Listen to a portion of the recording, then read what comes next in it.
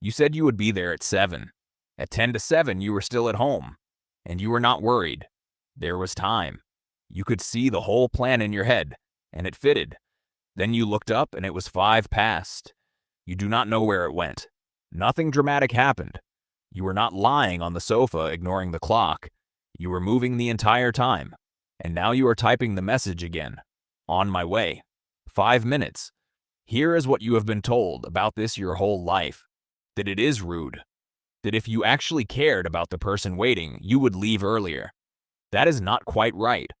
Because something in you is measuring minutes. And there is decent evidence it is not measuring them at the same length as everybody else. Nobody ever told you that. So you assumed the problem was your character. Start with the simplest test anyone has run on this. A psychologist named Jeff Conte at San Diego State asked people to do one thing. Sit still. Say when you think a minute has gone by. No clock. No counting out loud. Try it while you listen if you like. Then he sorted the answers by personality type. The driven, impatient, achievement-focused people called it at 58 seconds. The relaxed ones called it at 77. Sit with that. Same room. Same actual minute. One group's minute ends nearly 20 seconds before the other group's minute does. Now run that forward across your morning. Across every step of getting ready. Across a whole life of appointments. You are not ignoring the clock in your head. You are obeying it. It is just running slow. And here is where it gets worse. Because your internal clock is not your only problem. Think about the last time you estimated how long something would take. You pictured it going well. You did not picture the shoe you cannot find, or the message that arrives just as you pick up your keys. You costed the perfect version. Psychologists call this the planning fallacy, and the study that pinned it down is almost cruel to read. Because you are in it. Researchers asked students to predict when they would finish their final year project. Exactly the thing you have done 100 times. Then they asked for a worst-case estimate. Not the hopeful one. The pessimistic one, assuming everything went wrong. Then they waited and recorded when the work was actually handed in. Most students missed their own optimistic prediction. That part is not surprising. They also missed the worst-case one. Read that again.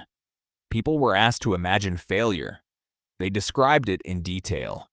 And reality was still slower than the disaster they had pictured. You have done this hundreds of times. And the strangest part is that it never updates. You have been late to this exact journey before. You know exactly how it went. And the next time you plan it, your brain quietly hands you the good version again, as if none of that had happened. Your memory of being late does not get attached to your estimate of leaving. So what is doing the measuring? For a long time you would have been told there is a clock, singular, somewhere in your head. There is a clock. It sits in the hypothalamus and it runs your 24-hour day. Sleep, hunger, body temperature, the crash at 3 in the afternoon. But it has nothing to do with this. That clock does not count minutes. Tracking seconds and minutes is a completely separate system. It runs mainly through the striatum and the circuits connecting it to the front of your brain. That is the piece that matters. And here is why. That system is heavily influenced by dopamine, which means your sense of how long a minute is not fixed. It moves. It shifts with how interested you are, how stimulated you are, how much is happening around you. You already know this from the inside. An hour in a waiting room and an hour with someone you like are not the same hour. That is not a figure of speech. That is the clock being modulated while you sit there. For some people, this runs much further than an inconvenience. Difficulty tracking time is well documented in ADHD. It is common enough there to have a name, time blindness. But most chronically late people do not have a diagnosis. They just have a minute that runs long, and a brain that keeps costing the perfect version. Now the part that should genuinely bother you.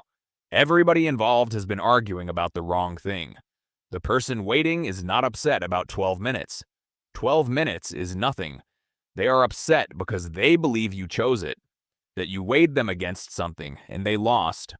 And you cannot explain yourself because from the inside it does not feel like a choice. It feels like the clock jumped. So you say sorry, and it sounds hollow, because you cannot name the thing you are apologizing for. There is a word for the thing you are failing at, and it is more precise than you would expect. Punctual. From the Latin punctum, a point. To be punctual is to hit the point exactly.